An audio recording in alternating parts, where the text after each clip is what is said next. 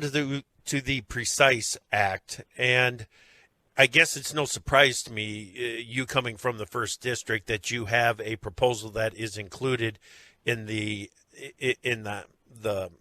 House Republicans' conservation plans, climate plans, because people know this, Ashley, that here in the first district, Northeast Iowa, that I've kind of called this the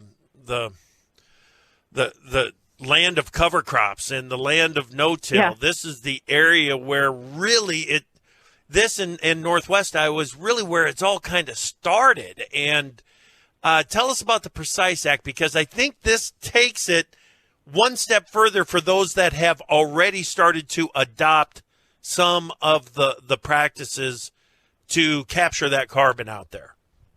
Right. And I think what my biggest takeaway is, as I've had conversations with those stakeholder groups, and it's fitting that we're talking about this on Earth Day, because I believe that farmers are the best stewards of their own land. They know how to take care of it better than DC bureaucrats and politicians without any sort of ag background. We've got people in DC who typically make decisions that have never set foot on a farm in Iowa. So my goal with this legislation was really to harness the knowledge and experience within the ag community, because we do have innovative solutions to the climate challenges we're facing, and that's what this bill really does. So the Precise Act would make it easier to access precision agriculture technology. We're taking advantage of existing USDA federal programs under the Farm Bill to support these practices through some federal funding opportunities, because the precision ag tech is key to increasing our yields and lowering inputs, but it does come at a big front-end cost to farmers.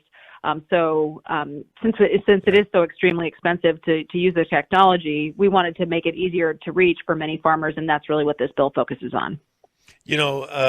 Another one of your constituents that's in the State House in Iowa, Chad Ingalls, he's been on AgriTalk many times talking about some of the practices that we're talking about.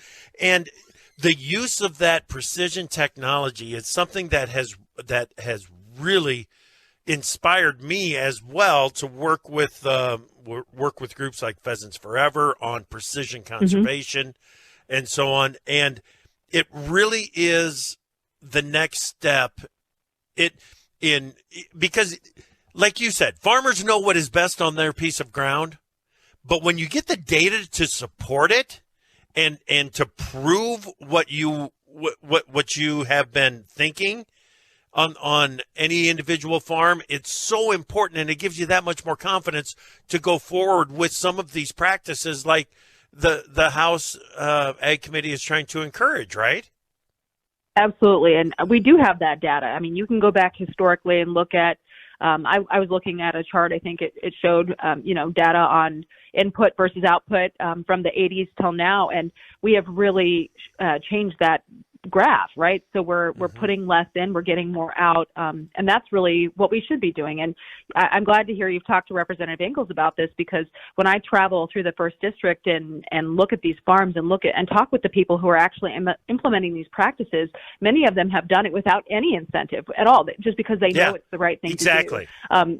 Those cover crops, for example, it helps with soil retention and filtering out many of those, the nitrogen and phosphorus and things that are going to, otherwise cause problems in our water supply. So ultimately, it's really farmers who have stepped up to the plate, who are using these practices and implementing them, and truly being good stewards of their land. And so we want to make sure that the government is a partner in that and doesn't get in the way. And that's what our package is designed to do, specifically with the Precise Act.